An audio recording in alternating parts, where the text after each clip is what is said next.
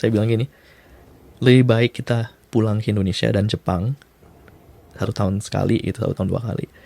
Dan sisa uangnya kita tabung supaya suatu saat kita punya pilihan. Kalau kita mau hidup di Indonesia, mau hidup di Jepang. Kalau misalnya uang kita terus kita belanjain, selamanya kita akan jadi budak gitu loh. Yes. Nah, tapi di zaman modern ini ada caranya untuk supaya kita, walaupun kita nggak punya teman-teman orang sukses, tapi tetap bisa dapat their thinking. You read a book. Right. You read a lot of books. Nah, yang salah satunya juga adalah listening to podcast actually. Harusnya dulu gue di Indonesia aja. Jadi saya mengambil kesimpulan sementara. Jadi begini, better if you wanna come here, get a lot of money, save a lot of money, and then go home. Christian Sakai. Negative K, nothing further, just city cabbie on the corner. Maju mo ko?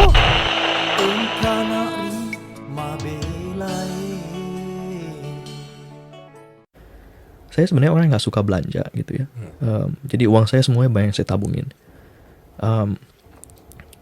Karena menurut saya kalau saya terus konsumsi itu tidak akan ada habisnya. Right.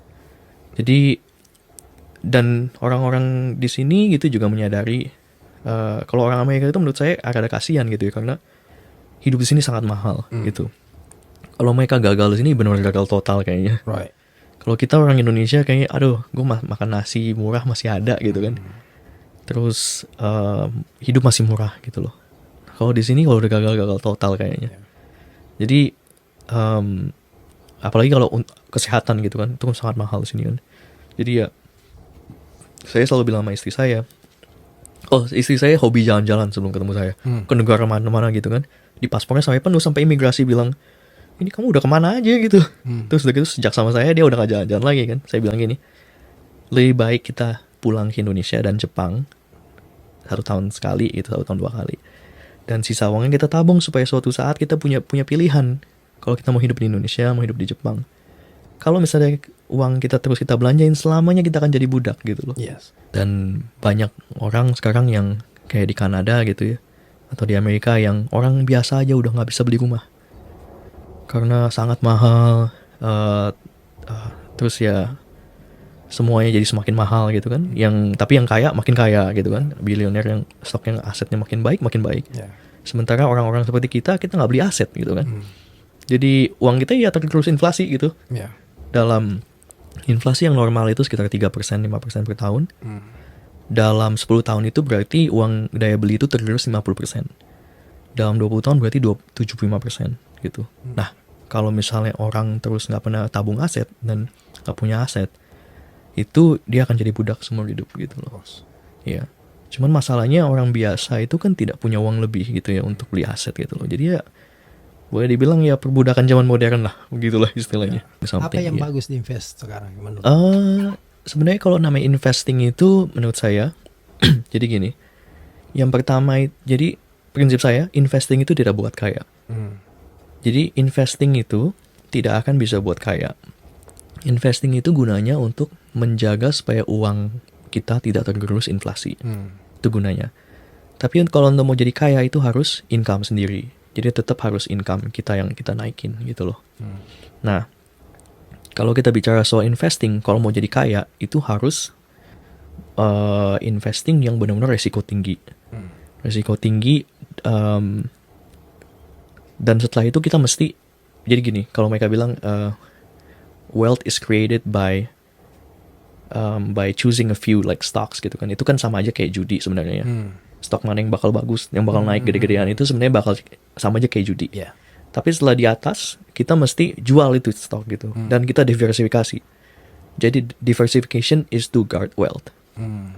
Karena kalau kita cuma punya satu stok aja, tiba-tiba stoknya runtuh gitu kan. Yeah.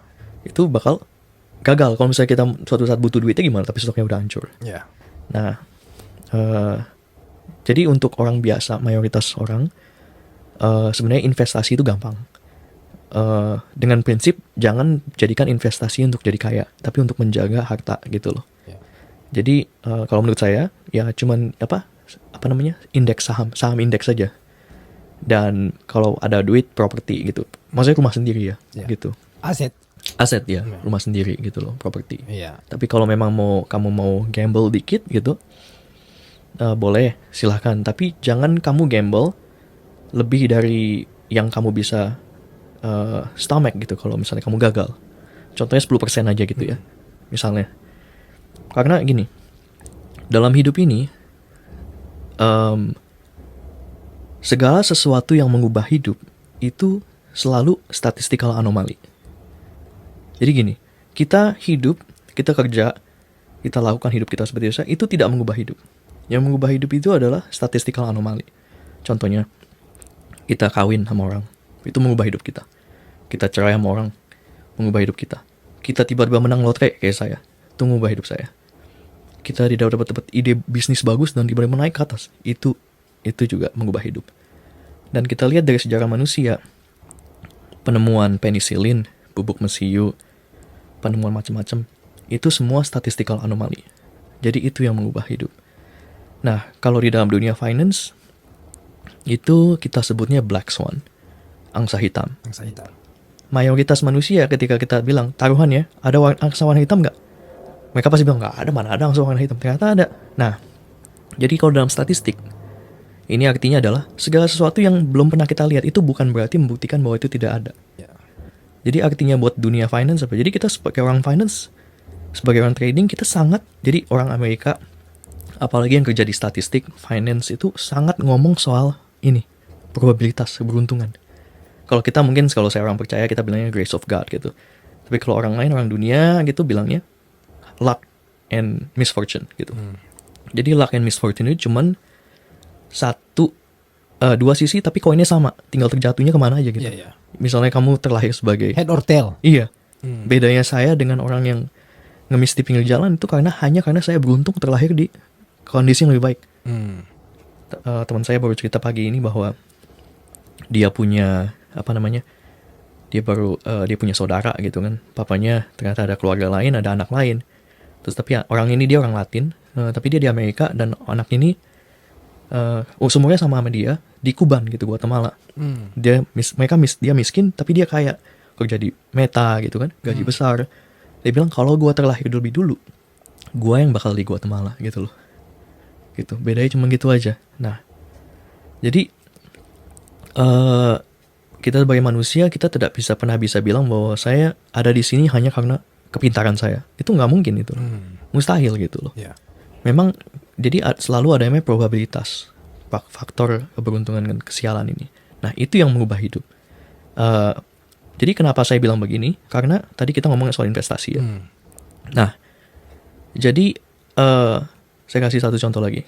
Kemarin ketika saya di layoff, saya sebenarnya tabungan saya ada banyak gitu kan. Jadi saya nggak usah khawatir tapi teman-teman saya udah pada khawatir gitu. Karena mereka punya KPR, kredit rumah, mereka punya istri, punya anak gitu kan. Dan mereka nggak punya tabungan. Jadi mereka sangat khawatir. Dan kemarin saya invest di kripto ya. Kemarin Bitcoin turun dari tahun 2022 atau 2021 gitu, turun. 21 mulai itu kayaknya. Mulai turun ya. Dari 65.000 kalau nggak salah ya. Ya. Ya, ke 18.000. Right. Saya beli 2. Wow. Sekarang 50.000. Ya, naik lagi. Naik lagi. Naik lagi ya. Jadi dalam 3 bulan duit saya jadi 3 kali lipat gitu ya, 2,5 kali lipat. Yeah. Nah, sehebat apapun saya, tidak mungkin saya investasi yang 10% per tahun jadi 3 kali lipat dalam 20 tahun, nggak mungkin. Cuman terjadi dalam 3 bulan itu aja. Right. Jadi maksud saya adalah itu adalah statistical anomaly gitu loh. Jadi semua statistical anomaly itu yang mengubah hidup kita. Right. Nah, kita sebagai orang finance selalu ngomong begini. Jadi pertanyaannya sekarang adalah how do we get more luck? How gitu. Karena itu yang kalau kita tahu. Jadi ini ternyata negara-negara modern itu riset seperti ini. How do we get more luck? Karena with more luck kita bilangnya termnya itu serendipity ya. Serendipity. Jadi karena scientific discovery itu tergantung luck gede banget. Jadi kalau suatu negara bisa ningkatin luck mereka untuk scientific discovery itu bakal beruntung mereka. Nah, jadi kita selalu orang finance selalu ngomong soal ini. Saya baca buku finance udah nggak terlalu banyak, cuman decent lah, lebih dari orang biasa. Kesimpulannya adalah we cannot, nobody knows, gitu loh. You never know. You never know. Yeah. But we can play the game. Ya. So we don't know kita tidak tahu probabilitas kita kapan kita akan beruntung, tapi kita can keep playing the game. So one day we will hit the luck, gitu loh. Nah, jadi maksudnya adalah, jadi artinya kenapa venture capitalist, tahu venture capitalist ya? Kayak venture capitalist. Ya. Kenapa mereka invest ke banyak perusahaan? Karena mereka udah tahu start probabilitas gagal 90%. Tapi yang 10% yang berhasil itu bakal bikin duit 100 kali lipat. Mereka udah tahu that's the risk. Diversify ini tadi itu, bukan? Exactly. Begitu kan? Iya. Jadi ini sebenarnya kalau dalam soal matematika ada algoritmanya, dia bilang multi-arm bandit problem. Jadi multi-arm bandit problem menyatakan bahwa ini ada seorang bandit punya tangan banyak, masuk ke kasino ada mesin slot machine ya. Ada dua strategi. Strateginya apakah? Dia main di satu mesin sampai terus, atau dia pindah-pindah mesin. Main mesin satu gagal, pindah mesin lagi, main mesin dua gagal, pindah lagi tuh sampai dia dapat. Strategi optimalnya seperti apa? Ternyata ada risetnya. Risetnya adalah dia main satu mesin, pindah. Kalau gagal pindah, sampai dapat yang beruntung. Nah, ketika dapat beruntung, terus mainin di situ, tapi pakai tangan yang satu lagi, ulangi prosesnya sama. Jadi main mesin lagi, Repeat. Kalau gagal, pindah mesin lagi, terusin seperti itu. Nah, jadi itu probabilitas paling maksimal untuk mendapatkan kekayaan.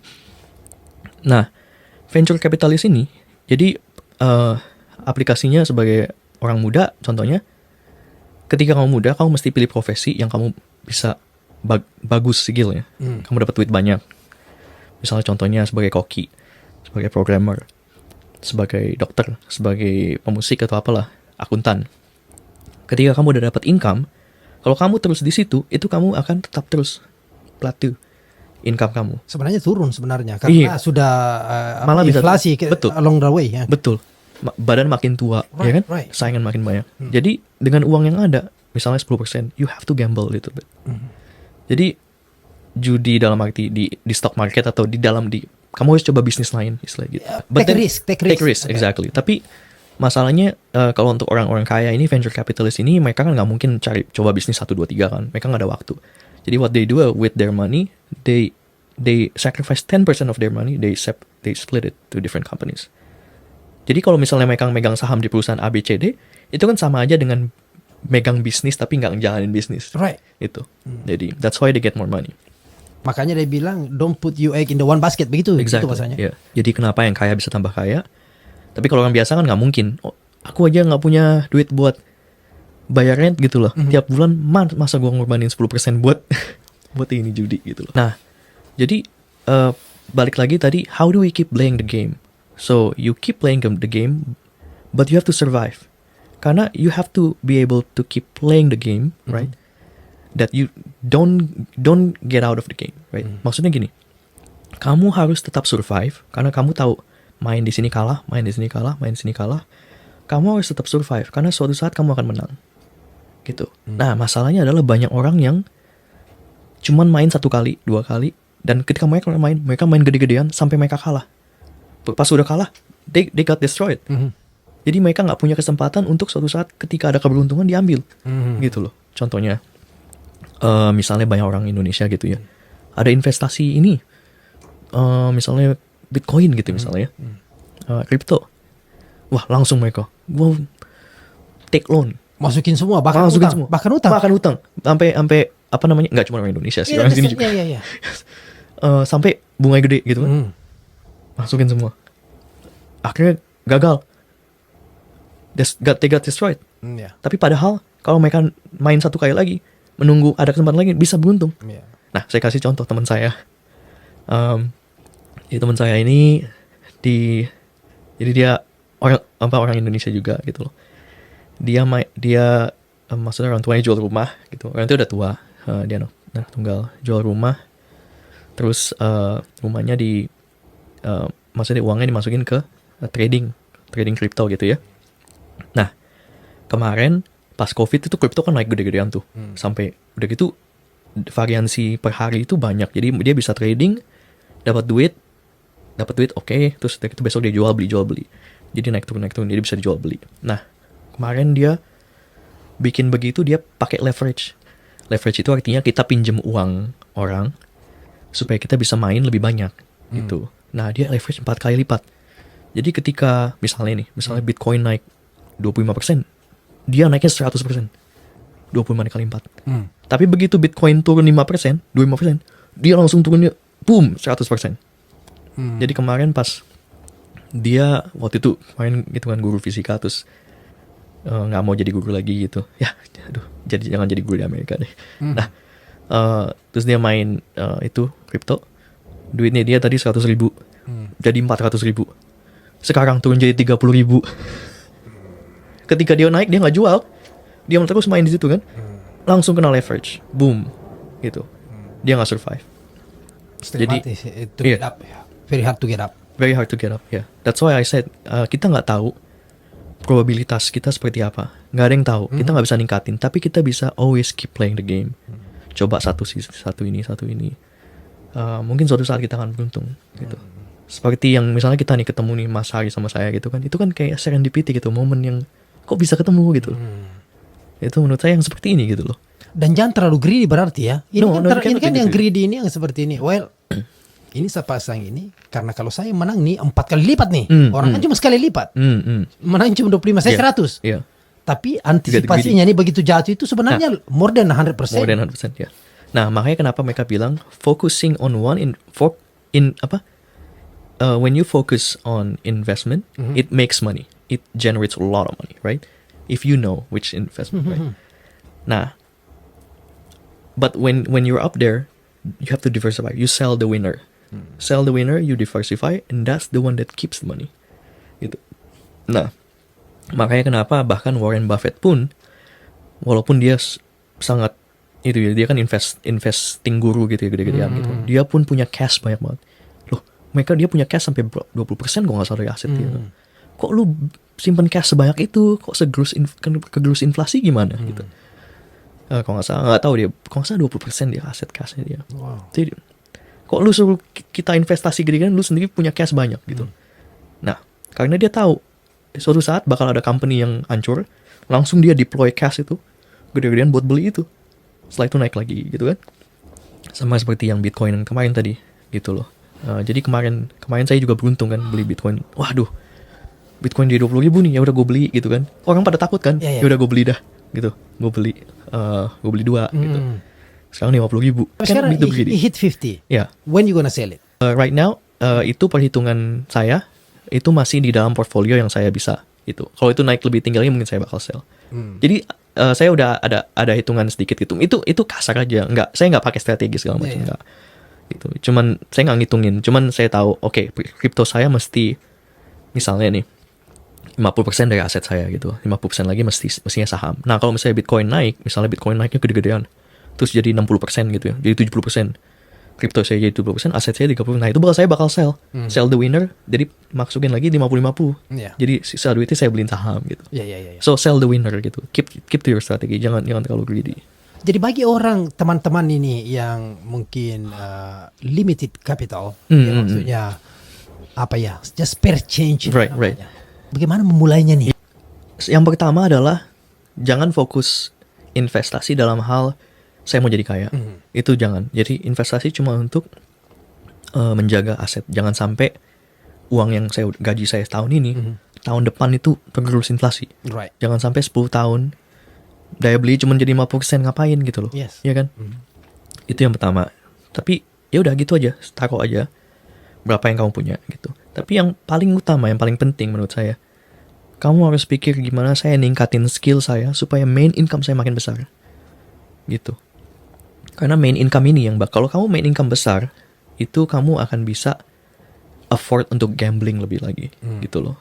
Jadi what you mean ini increase your value gitu. Increase your value. Increase your value, hoping you double your income. Exactly, make more money. Ini ya praktikalnya agak sulit ya karena mungkin then I need to take more courses atau work in a better job gitu loh. More hours maybe ya. So atau maybe take more risk in the business gitu kan. So maybe try more business gitu ya. Tapi kita bicara ini yang apa ya, yang day to day regular. Yeah. Khususnya teman-teman perantau yang di sini. Ada window yang tidak bisa dia surpass gitu. Betul. This is the maximum. If you do this is maximum. If you do this is what you gonna get. Artinya There is no way out in there. So I think that's an interesting question. Jadi begini, ini pandangan saya. Yang ada yang punya surat, ada yang nggak ada punya surat ya. Yang nggak punya surat ini, mereka sangat terbatas dalam hal apa yang bisa mereka lakukan. Karena mereka tidak punya surat pajak, jadi mereka tidak bisa investasi, ya kan? Tidak bisa beli aset. Jadi mereka sangat terbatas, gitu loh.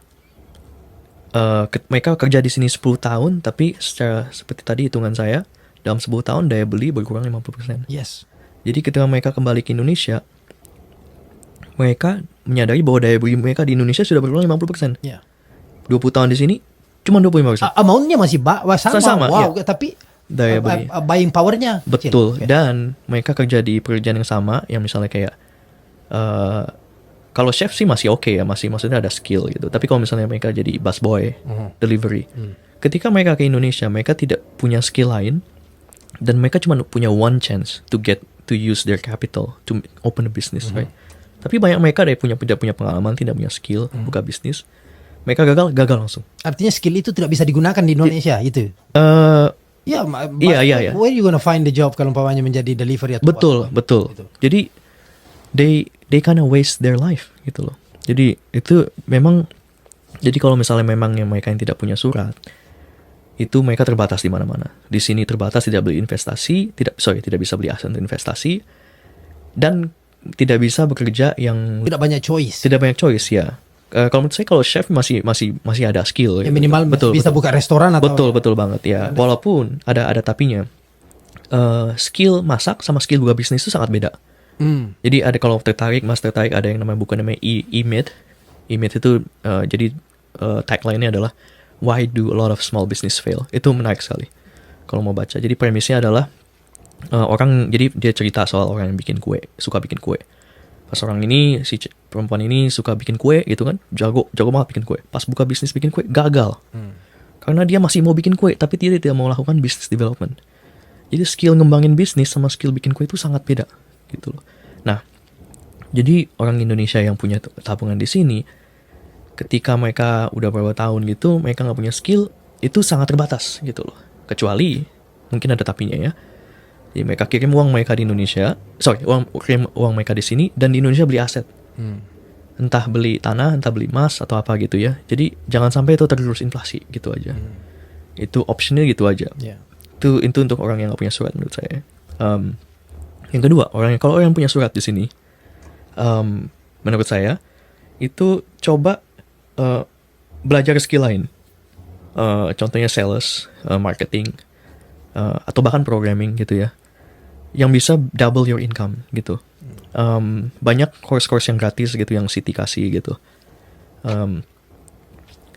Tapi intinya adalah coba double your income, but then at the same time you can buy asset gitu loh. Yeah. Beli index fund. Mungkin kalau misalnya bisa beli apartemen, ya cicil apartemen gitu di sini. Harus ada mencari aktivitas lain yang bisa menambah, tidak sama ada berapa besarnya, yang penting ada. Betul. Gradually you gonna increase gitu. Keep improving yourself. Keep improving yourself. Yeah. Jangan stuck dan itu, karena begini. Ini menarik sekali loh kita ngobrol mengenai ini, dan saya sudah lama mencari dengan apa yang kita observe, apa yang pernah kita lalui, karena kita you and me pernah in that position. Iya. Pernah tidak bersurat dan pernah bersurat. Betul. So we know what is the difference, di mana limitnya. Betul. Gitu loh. Betul.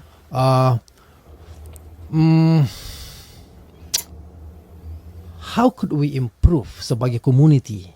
Maksudnya sebagai Indonesian community. Ya, sebagai Indonesian community, we cannot change somebody's life, tapi mungkin dengan memberikan perspektif yang berbeda, dengan ilmu yang berbeda. Betul. Kita bisa stimulasi dia punya way of thinking gitu. Iya. You know, again, it's your choice gitu. Betul. Tapi saya pengen lah banget loh, ini bikin podcast ini untuk ini. Karena sesusah apapun, kalau kita keep talking about it, we're gonna find some solution in your own way. Right. And then networking, right? Yes. So we find a lot of serendipity, right? Banyak orang yang, maksudnya ada chance aja, selalu ada. There's always something to do, right? Mungkin nggak tahu, mungkin jual beli sesuatu, mungkin online, jual online, buy some used stuff, you sell online. Mungkin, atau mungkin buy something from Indonesia, right? Atau from Indonesia to here gitu. Banyak orang sekarang katanya lagi just tip gitu, jasa titip Jasa gitu. titip ya. Yes. Ada aja sih, tapi ya that makes a lot of money in Indonesia gitu loh. You never know. Ya. Kalau menurut saya ya seperti itu gitu loh. Kalau menurut saya waktu saya di komunitas orang Korea ini, yang menariknya adalah mereka ini ya di situ-situ aja gitu loh. Mereka ke dokter gigi yang sama orang Korea juga. Mereka ke sekolah, anak lu sekolah di mana, gue di situ juga gitu. Jadi mereka uangnya muter di situ-situ aja gitu loh. Dan mereka saling membantu istilahnya gitu ya. Jadi kalau menurut saya komunitas orang Indonesia ini agak sedikit terpencar ya kayaknya sih ya. Ya. Mungkin kalau misalnya kita bisa network lebih banyak gitu, mungkin maybe something will happen. I don't know. Saya kenal you melalui you punya satu grup Iya, betul, yang betul. kebetulan saudara saya ada dalam grup itu. Iya. Apa lagi namanya? Indonesian Professional Association Oke. of New York. Kita bicara saja Indonesian Professional Association. Berapa member di situ? Saya nggak ngitung gitu. Let's say Yeah, 30, maybe 50, 30, yeah, 50 maybe, yeah, yeah, 50. 50 perantau Indonesia mempunyai mempunyai skill, yang mempunyai ilmu. Tetapi you are in the hidden place gitu. Right, yeah. We don't know each other. We don't know, right? Dan untuk melakukan itu saya tidak bisa menginisiasi itu bahwa okay, let's meet up gitu loh. Makanya butuh satu authority. Mungkin I have to say government in this case harus masuk di situ. Yang ini bahwa ada grup di sini, ada grup di sini. How I can make them Meet. knowing each other gitu. Right. Don't you think? Betul. Bagaimana menurutnya? Yeah, I think so. Tapi ya mungkin nggak mesti government juga gitu. Mungkin dari podcast ini mungkin bakal banyak orang community gitu. Well, saya berharap mereka kontak saya because I don't know them. Right, Dia bisa bilang, hey, can I talk? I have something to share gitu. Right, yeah. Dan itu harapan saya. Yeah, Ini harapan saya. I want to do every day kalau perlu ada orang yang datang dan itu ini goalnya ini. Betul. Barang ini. Mas Hari tahu ini Discord? Aduh. Tahu. Mungkin I don't know, just an idea. Mungkin bikin Discord community gitu. Jadi kita bisa, I don't know, Discord atau Telegram? Telegram atau Discord ya. Karena Discord I don't know how to use this. Oh, oke, ya. Atau WhatsApp juga bisa. Silakan aja gitu. How can we share kita punya pengalaman? Right, yeah. Dengan berbicara seperti ini, hopefully you gonna find a way out for yourself. Right, maybe. Yeah. Karena kita butuh Betul, seperti itu. betul. Kadang kita harus Yeah. ada butuh sedikit flicker itu sehingga Iya. Tadinya saya sebenarnya setelah saya ninggalin gereja Indonesia saya udah lama nggak komunitas orang Indo lagi. Tapi saya sebenarnya join IPA itu beberapa bulan lalu sebenarnya. Karena ini ceritanya rada lucu sih. Saya jadi diundang sama satu member IPA. Nah, kenapa saya bisa diundang situ? Karena saya ngepost sesuatu di Reddit. Tahu Reddit ya? Reddit ya. Sub Indonesia. Aha. Oh. Jadi ada orang banyak kebaca. Saya post soal pengalaman saya. Nanti saya bisa kasih tahu sih kalau mau tahu username-nya, namanya TKI garis bawah kesasar. Itu nama. Jadi itu saya kasih pengalaman saya maksudnya ngapain aja, gajinya berapa. Terus ada orang yang reach out gitu, hey saya juga di New York, ketemu yuk gitu. Terus kemudian dia undang saya ke IPA gitu. Wah, dari situ saya jadi ketemu Mas Hari kan gitu loh. Jadi lucu banget gitu bisa begitu. Ya menarik ya. Jadi gimana ya, kenapa saya mau coba posting di Indonesia itu Reddit Indonesia, karena setelah jadi mereka bilang 10 tahun itu orang akan mikir ninggalin kampung halaman dan mulai terbiasa di negara asing gitu. Tapi saya sebenarnya nggak pernah loh. Kalau mungkin tiap orang beda-beda ya, tapi saya tetap hati saya tetap di Indonesia gitu loh. Jadi dengan privilege yang ada di sini nih, you still gonna think pulang ke Indonesia? Karena saya mikir begini, di sini saya cuma berguna buat diri saya sendiri. Gaji besar ya, tapi ya gitu aja gitu loh. Tapi ya dibilang gaji besar juga, kalau biaya hidup di sini mahal sama aja bohong. Maksudnya memang saya privilege gitu loh, tapi ya seperti yang saya bilang bahwa privilege yang saya dapat itu cuma karena saya beruntung gitu loh. Saya nggak lebih pintar, saya nggak lebih baik daripada orang lain gitu. Banyak waktu saya lihat itu program-program Indonesia gitu, ya banyak banget yang jago-jago gitu loh. Tapi cuma karena mereka nggak di Amerika, gaji mereka lebih kecil dari saya gitu kan. Jadi saya ini bukan siapa-siapa gitu, dan skill saya juga nggak seberapa. Cuman saya lebih beruntung aja gitu loh. Jadi ya saya pikir kalau hidup cuma begini aja gitu, nggak ada gunanya menurut saya. Kita harus bisa, maksudnya bantu orang lah istilahnya gitu. Jadi saya nggak tahu, mungkin suatu saat mungkin saya bisa bantu Indonesia gitu, nggak tahu lah gitu. Jadi kalau you see yourself, berapa lama kira-kira you masih Di stay in sini? Amerika ya? Ya, Menurut you? menurut saya ya.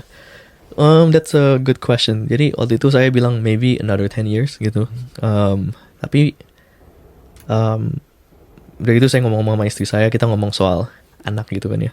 Lagi coba punya anak, tapi kita juga mikir kalau di New York ini pertama mahal, yang kedua tingkat pendidikannya juga kayaknya gimana gitu loh. Ya. Belum tentu bagus. Biasa aja, biasa Iya. aja. Ya. Waduh, apakah lebih baik kita sekolahin di Jepang gitu kan? Ya. Jadi ada beberapa target. Mungkin setelah punya anak itu mungkin kita move out from US mungkin. Atau sebenarnya ada satu target lagi yang saya pikirkan gitu loh. Saya mau coba buka bisnis gitu loh di sini. Sebenarnya saya waktu itu buka YouTube itu karena saya pengen iseng-iseng aja gitu. I have to do something. I don't know what, but let me just try to do something. Maybe something will come out of it, right? Tapi jadi saya ada rencana mau buka bisnis gitu, dan ketika bisnis jalan semoga saya bisa exit US gitu loh. Jadi saya cuma ke US ketika mau ketemu klien aja gitu loh. Jadi ini kayak startup. Iya kurang lebih. Untuk sementara saya doang sih gitu. Tetap Soal programming tetap Programming. ya. Iya. Cuman ya nggak tahu bisa jalan atau enggak. Cuman kalau misalnya andai kata suatu saat bisa jalan, saya bisa exit US. Saya ke US cuman untuk itu aja, ngurusin klien aja gitu doang sih. Tapi ya rencananya seperti itu mungkin. proyeksinya untuk dieksekusi kapan? Saya reach out ke beberapa mentor. Kebetulan ada beberapa mentor saya teman saya yang berkutat di bidang ini. Jadi saya mau coba ngomong terus sama mereka. Jadi mentorship tiap minggu gitu, step by stepnya bagaimana gitu loh. Nggak tahu saya bisa sesukses apa atau enggak. Tapi ya I have to do something. Iya. Maybe something will come out of it. Tapi kalau semuanya berlangsung sesuai dengan plan, how long it takes you think? Maybe like 3 to 5 years. 3 to 5 years maybe. to build. Maybe, yeah. Maybe, yeah. To build until I feel that I can quit my day job. Okay. Yeah, maksudnya gitu. Maximum 5 years. Yeah, maybe something like that. Karena menurut saya juga, I'm okay with, saya nggak apa-apa nggak gaji sebesar yang saya dapat dari, maksudnya apa tuh namanya, kerjaan biasa. But it's okay. I want more freedom gitu ya. Artinya kalau ini sudah jalan, sistem sudah terbentuk, you can do whatever you want. Tapi ada income yang terus datang. Betul, dan juga saya tidak harus masuk office gitu kan ya, terbatas gitu loh. Of course, yeah. Jadi saya bisa kerja remote. Freedom, ya. freedom, dan freedom itu you have to pay yang sembilan tadi itu. At least 3 to 5 years ini struggle and to Karena build. dibilang gini, yang paling mahal di dunia apa sih? Ya, menurut saya ya kesehatan dan waktu. That's right. Karena dua itu nggak bisa dibeli. Yes. Mau kamu orang kaya, mau kamu raja, mau kamu orang miskin, dikasih waktu tetap sama, kasih kesehatan tetap sama. Jadi kalaupun kamu gaji kamu besar gitu, tapi kamu nggak bebas, buat apa gitu? Apa gunanya? Tapi itu you realize setelah you sudah melewati semua itu. Iya, betul. Kadang kan kita nanti mulai value sesuatu yang kita tidak Betul. pikirkan. Itu setelah kita sudah mencapai itu. Dan ketika saya balik ke Indonesia, saya lihat orang tua teman-teman saya, saudara saya, anggota keluarga saya makin keriput gitu. Saya pikir, waduh, time is so valuable. Oh, absolutely. Gitu. Nggak bisa dibeli lagi gitu. Absolutely. Jadi tetap aja kita larinya ke perantau-perantau di sini nih. You time is very limited. Limited, betul. And ketika you lewati fase itu, it's gonna be really really hard. Right. Butuh extra effort dan extra risk. Betul. Yang not everybody wanna do it. Right. Gitu. Nah, makanya banyak trap. Betul. Maju kena, mundur kena, salah gitu. Ya kan? Jadi dan ini saya berharap bicara ini kita 5 tahun lalu. Iya. Seriously. Iya. But 5 tahun lalu saya tidak punya perspektif seperti ini. I understand karena Life perspektif itu muncul nanti itu ketika kita melewati itu. Betul. Saya bilang tadi itu. Orang bilang begini kan, banyak orang yang bilang begini, if you want to be successful, you have to find good friends, right?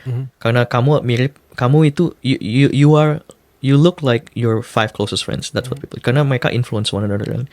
Nah, tapi di zaman modern ini ada caranya untuk supaya kita walaupun kita nggak punya teman-teman orang sukses, tapi tetap bisa dapat their thinking. You read a book. Right. You read a lot of books. Nah, yang salah satunya juga adalah listening to podcast actually. So, menurut saya podcast seperti ini sangat berguna gitu loh.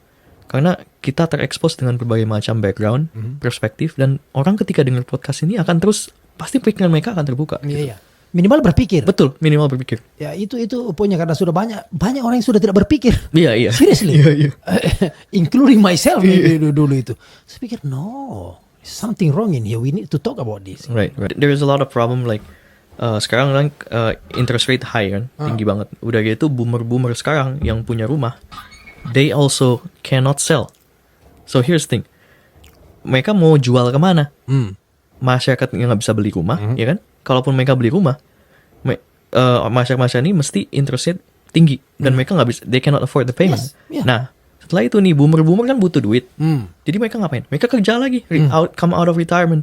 So setelah itu, kalau mereka jual itu rumah, taruh kata mereka dapat membeli, bagus, jual rumah. Mereka mau tinggal di mana? Nggak mungkin mereka tinggal tempat yang lebih jauh, karena kan mereka nggak mungkin beli yang lebih mahal dong. Right. Kalau mereka beli yang lebih mahal, itu interest rate high, mereka nggak punya duit juga. Paymentnya juga setengah mahal. Betul. Dan kalau mereka beli yang lebih murah, biasanya tempatnya lebih jauh. Yeah. Kalau kamu udah tua, itu kamu nggak mungkin mau lebih jauh dari masyarakat, Right. jauh dari hospital, Yeah. jauh dari grocery store kan. Right. Nah, masalahnya gini, this boomer, right? They've been told to, okay, let me work for 40 years, all of my life, and then one day I will retire. But now, where's the promise? They cannot retire. Ya. They cannot retire. And then jadi mereka nggak bisa kapitulasi the financial difference, gitu kan? Jadi maksudnya gini, ketika tadi ada orang yang bilang saya gaji saya seperti menteri, tapi you cannot capture the value, the difference. Yes. Sama aja bohong. Ya sama aja bohong. Iya. Sama aja bohong. Sama aja bohong. Jadi bukan masalah how much you earn. Right. Ini kan sebenarnya the higher you get, sebenarnya yang menjadi acuannya itu adalah the quality of life. Exactly. Is that increase Right. gitu loh. Right. Dan buktinya adalah banyak orang-orang Western people, US, Europe, yang pergi ke Thailand, ke Indonesia, mulai beli rumah, beli apartemen, or they go to Japan. Ya. Better quality of living, Yeah. way better. Yes. Walaupun gaji lebih kecil. Yes. Tapi mereka udah punya tabungan dari Amerika. Banyak yeah. sekali. Jadi mereka capture that difference, they capture it into value. Bagaimana? Ini prediksi saya dalam 10 tahun ke depan, Indonesia atau Southeast Asia bakal dikunjungin banyak foreigner. Yes, saya agree. I agree. Before it's too late gitu loh. Untung negara kita kalau bukan warga negara nggak boleh beli tanah ya kalau nggak salah. Yeah. Wah kalau boleh, udah habis itu. Ya. Tapi dia masih memakai nama orang. Iya, gitu, betul. seperti itu. Karena Indonesia kan masih bisa Betul, dimainkan. masih bisa dimainkan. Minimal masih bisa dikontrol lah. Dikontrol, ya. Dan itu jangan sampai terjadi. Andai kata Wah, itu.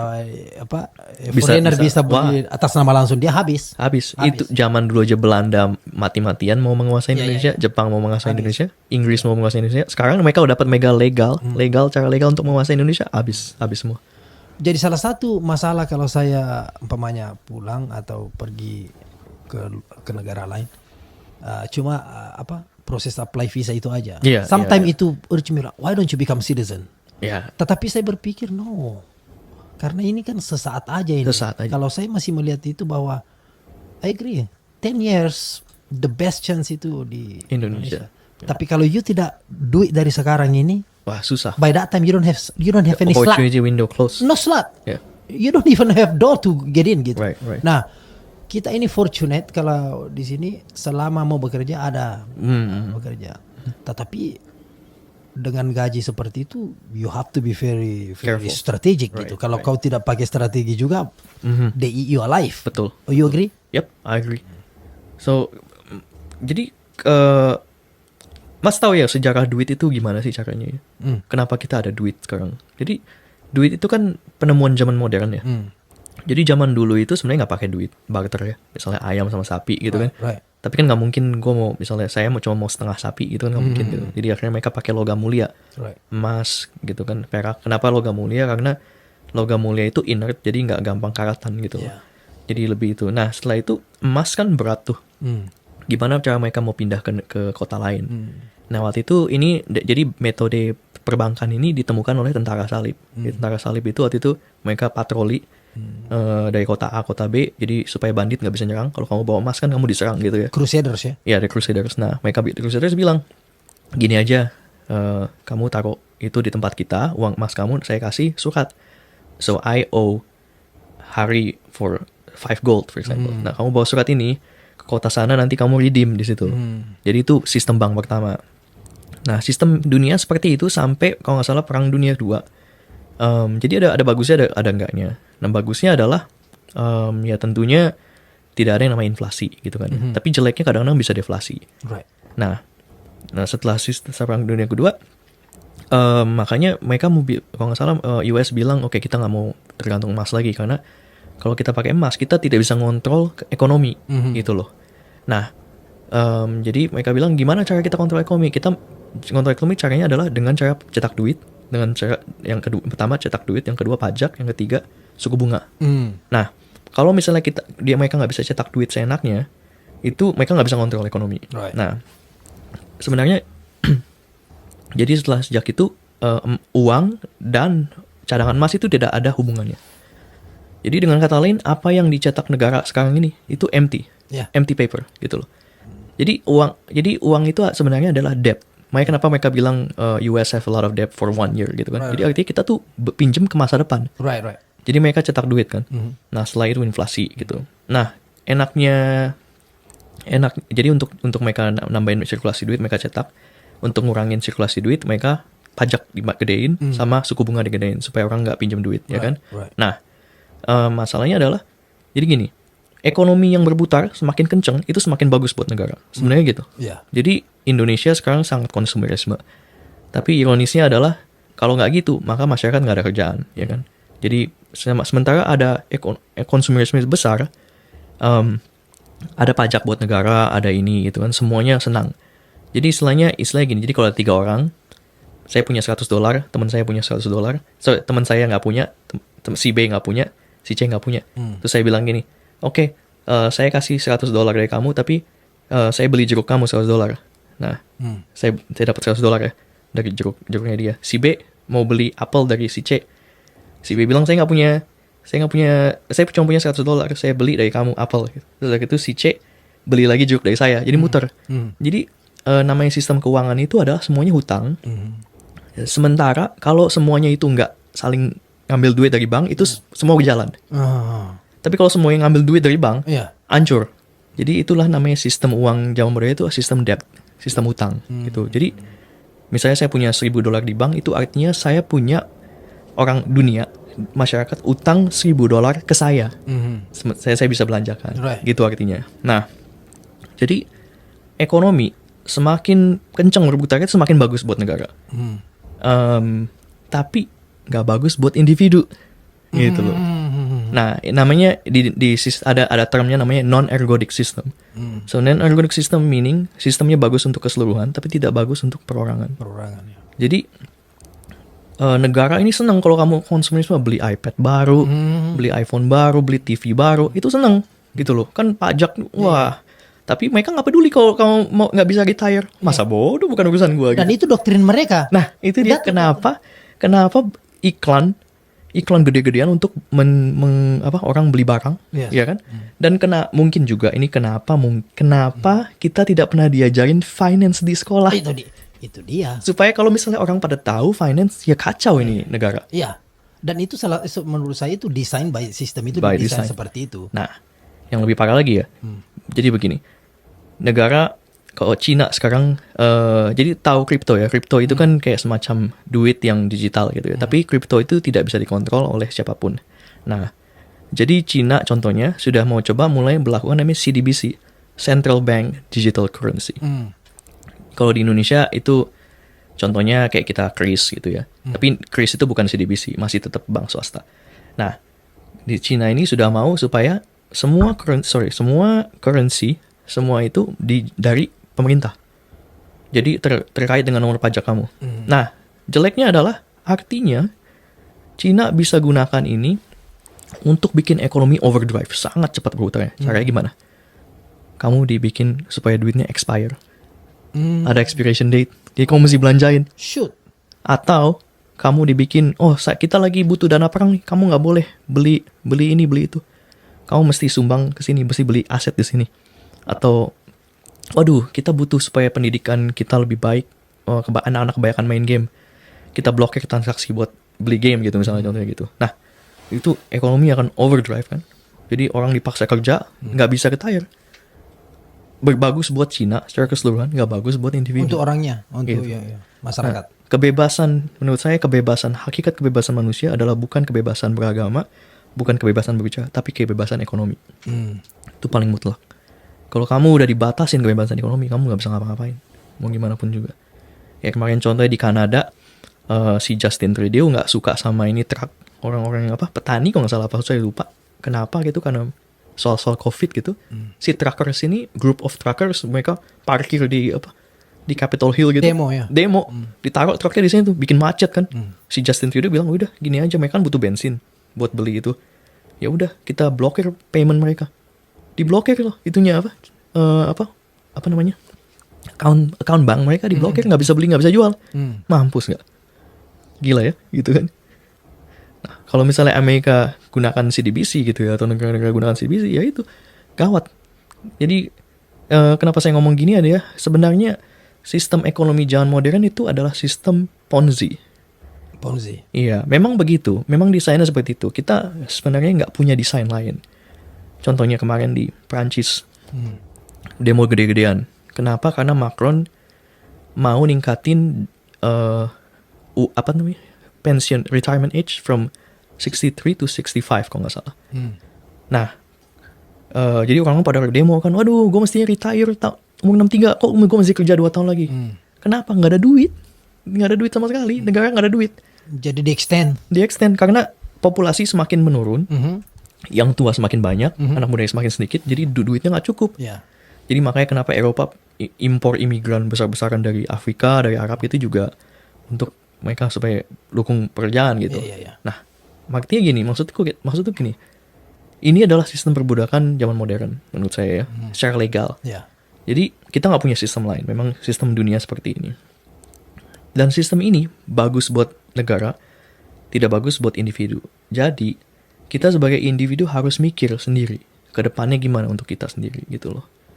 Dan kita silahkan kalau misalnya kamu mau konsum ini, konsum sana, beli ini baru, silahkan. Tapi kamu harus mikir, kamu kan you will work forever until you die gitu loh. Jadi kamu harus pikir gitu. Jadi your money is just inflasi. Karena inflasi itu kan it's built in gitu. Jadi negara memang mesti harus inflasi setiap tahun. Kalau nggak bakal jadi deflasi. Itu mereka cetak terus duit setiap tahun gitu loh. Jadi don't you think ini seperti Amerika ini? Kenapa immigration ini dia tidak terlalu tough at this moment? Karena kan juga memang Amerika juga termasuk decline population dari orang lokalnya. Old country. Untuk mengcover itu dia harus accept itu dari luar gitu. Betul. Karena kalau di Jepang kan dan negara lain itu kan sudah begitu ya. Iya. Cuman I've been thinking about that. Kayaknya ini satu strategi nih karena kayaknya itu menurut saya begitu juga. Ya? Betul saya. Cuman masalahnya adalah begini. Kalau negara kayak Jepang, mereka menyadari bahwa untuk impor imigran itu mereka kan impor budaya. Ya kan, jadi Jepang bilang, aduh kita nggak bisa karena kok budaya orang lain tidak kompatibel dengan kita.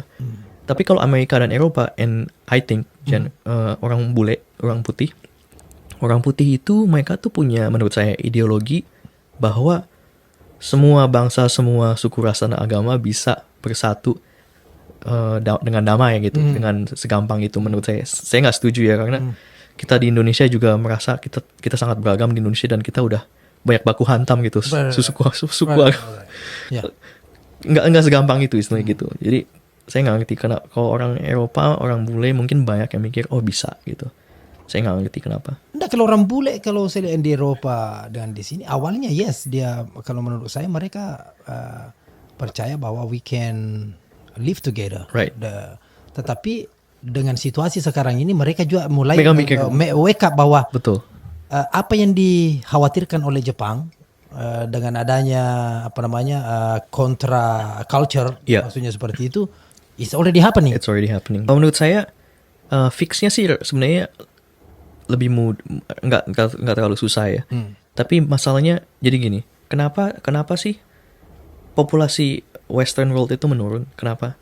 Karena hidup makin sulit, anak makin mahal, rumah makin mahal. Dan kita mesti tanya, kenapa anak makin mahal, rumah makin mahal? Kenapa orang lebih stres? Kenapa orang begitu stres mereka ambil senjata tembak orang gitu kan? Karena hidup semakin mahal. Karena gaji tidak naik, ya kan? Gaji tidak naik, sementara orang yang kaya tambah kaya gitu loh.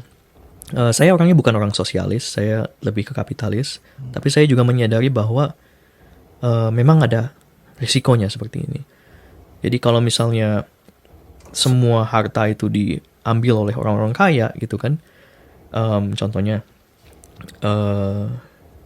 tahu BlackRock ya? BlackRock ya. Ya, investment. Iya. Ya. BlackRock itu beli banyak rumah loh. Single family home. Mereka banyak beli rumah. Dan cash. Jadi mereka nggak kena interest rate. Ini kan Cash. banyak demo kemarin itu diserang juga itu. Iya. Bayangin coba. Karena mereka mikir gini. These people will rent forever until they life. They're our slave gitu loh. Nah, kalau udah kayak gitu ya tentu aja orang-orang penduduk asli di sini, orang bule, ya mereka bakal mikir, waduh, kita nggak mau punya anak, kita ini semuanya sulit. Nah, kalau misalnya mereka punya anak, nanti masa depan Amerika gimana? Nggak ada yang ini kan, nggak ada yang kerja. Jadi akhirnya si orang-orang kaya ini ya udah kita impor aja imigran yang lebih murah gitu loh. Jadi fixnya tetap menurut saya, you have to make your citizens have a better life gitu loh, menurut saya. Saya juga agree with that. Ya. Karena betul kalau umpamanya mungkin solve that problem at meantime dengan membawa temporary itu, tapi kita bicara ini generation switch. Right. Yeah. Generation switch ini bukan saja the type of the mind is already different. Right. The culture is different. Right. Is America is totally different. Right. Itu yang argumen Betul. saya kalau menurut saya itu. Jadi Amerika punya prinsip begini, diversity is our strength, right? Tapi masalahnya adalah gini. Okay, sure, diversity is our strength. Tapi kalau misalnya kita impor imigran, tapi imigran ini tidak bisa membuka lapangan pekerjaan, ya sama aja bohong. Yes. Yang terjadi di Kanada. Kanada sekarang setiap tahun mereka impor 1 million imigran, 1 juta imigran, termasuk permanent residence, termasuk working visa, termasuk student visa, 1 million. Kanada mikir, dengan kita impor banyak imigran, kan Kanada ekonomi nurun ya. Jadi mereka pikir gimana cara kita merevitalisasi ekonomi kita. Kita udah coba impor imigran besar-besaran. Mereka impor imigran besar-besaran, sementara kecepatan mereka membangun rumah itu kalau nggak salah cuman, I'm just giving this out of the blue, maybe 10,000 rumah per tahun. 1 juta orang masuk ke Kanada. Rumah cuman taruh kata 10,000 per tahun. Dari mana mereka mau tinggal di mana? Jadi sekarang di Kanada itu banyak orang yang tinggal di tenda di luar dingin-dingin, student dari India, dari Cina, tinggal di tenda di luar banyak banget. Dan orang-orang asli Kanada tidak bisa sewa rumah, tidak bisa sewa kamar karena terlalu mahal, tidak bisa beli rumah terlalu mahal Karena demand too high. Betul. Dan udah gitu orang-orang yang imigran ini datang ke situ, mereka kerja apa jadinya? Jadi mereka bukan buka lapangan pekerjaan, tapi malah mereka Mengambil pekerjaan. Dan itu juga pekerjaan yang cuman yang maksudnya bawah gitu loh. Iya. Yang sudah leftover lah. Leftover gitu loh. Jadi in the end they don't have a better economy, right? They have another problem, a big problem. Ya mungkin berapa persen dari 100% itu ya adalah yang datang memang Yang bisa buka lapangan pekerjaan gitu, ada aja, betul. Membuat satu gebrakan yang Betul. Tapi kita bicara majority Majority, ya. Apalagi ada yang tertentu, they come just simply to get the benefit. Pemain seperti itu. Ini kalau kita mau bicara jelek ini, sorry. Betul. Akan ada orang yang offended mengenai, tapi Yeah. that's the truth. That's the truth. That's the truth. Ya, jadi saya punya beberapa teman yang satu di Jepang, ada juga yang di Eropa, ada yang di Australia. Saya nggak tahu yang di Eropa sama Australia bagaimana. Mungkin hidup mereka mungkin lebih baik. Tapi kalau yang saya tahu seperti contohnya di Jepang gitu ya. Ada orang yang teman saya yang di Jepang, gaji dia juga nggak seberapa gitu loh. Dia ada surat dan lulus S1 di Jepang juga, tapi tetap gajinya nggak seberapa. Jadi saya merasa, jadi dia malah bilang begini gitu sama saya. Harusnya dulu gue di Indonesia aja. Teman-teman gue yang di Indonesia kan gajinya dibanding biaya hidupnya lebih besar mereka daripada gue gitu. Right. Jadi, karena di Jepang biaya hidup tinggi dan gajinya nggak seberapa. Yeah. Jadi saya mengambil kesimpulan sementara. Jadi begini, kalau misalnya kamu ini mungkin buat teman-teman yang merasa apakah saya mesti keluar negeri untuk kerja dan belajar. Menurut saya begini, kalau misalnya kamu itu bisa keluar negeri untuk belajar gitu, ada duit gitu, ya silahkan. Tapi kalau misalnya kamu mau kerja ilegal gitu, maksudnya kerja yang bawah tangan gitu ya, kamu harus mikir dua hal. Yang pertama, kalau memang kamu dari Indonesia itu tidak punya gelar S1 aja nggak punya, ya udah silahkan kamu ke luar negeri untuk kerja kasar ya. Kamu memang tidak begitu punya banyak pilihan. Tapi kalau kamu punya S1 gitu loh, mungkin dari universitas yang lumayan bagus lah, nggak usah kalau bagus-bagus banget lah, yang biasa aja. Menurut saya lebih baik mungkin kamu kerja di Indonesia daripada ke luar negeri, karena di Indonesia dalam 10 tahun skill kamu akan berkembang dan network kamu akan berkembang gitu. Right. Dan kemungkinan kamu bisa bikin sesuatu gitu ya, mungkin bisa gitu. Tapi kalau misalnya kamu ke luar negeri, kamu punya S1, kamu punya S2, tapi kamu ke luar negeri, kamu kerja maksudnya kasar, dalam 10 tahun belum tentu kamu dapat hidup yang lebih baik gitu. Gitu. Ya. Ya itu sih kesimpulan sementara saya aja gitu. Tapi nggak tahu juga apakah itu benar atau enggak. No, Gitu. kalau saya I agree. Kembali tadi itu, it's not about how much you make, but the quality of life. Exactly, quality I of life. always ask you, I don't know, you earn bagus lah, apalagi kalau mau dibandingkan dengan average yang di Indonesia, is already Yeah. far Yeah. away gitu. Bicara di sini saja, you already above the average, Yeah. let's say seperti itu. Tapi if you wanna converse the lifestyle yang ada di Indonesia, contoh, you ada pembantu, you ada sopir, rumah you semuanya ada seperti ini, you're not gonna Nggak be able to bisa. make it. There is no way. There's no way. Artinya, you ngerti kan? Padahal di Indonesia mungkin bagi dua dia punya, kalau kita mau konversi Yeah. dolar dengan rupiah, tapi they much better in socialize, Exactly. family, Nicer, no guns. family, respected. Ya. Udah gitu saya bilang sama teman saya di Indonesia, Amerika ini employment at will. Ya. Jadi bisa dipecat kapan aja. Terus mereka kaget kan. Waduh, sekejam itu ya. Nah, yeah, that's the way it is here. Better if you want to come here, get a lot of money, save a lot of money, and then go home. Bro Christian, kita sambung lagi nanti ya. Oh, boleh. Ya. Yes. Thank you for coming do. Ini jauh-jauh dari New Jersey nih. It's my privilege. Yeah. Yeah. I am honored. Jadi pokoknya sering-sering kesini lah. boleh. Oke. Yeah. Oke. Makasih. Thank you. Durajan cirialeku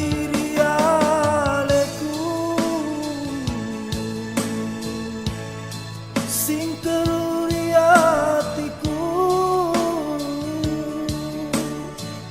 ya bau rewet matana ogi urun tupi usapa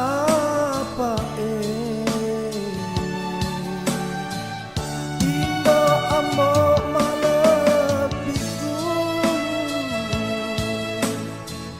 aja tak peturen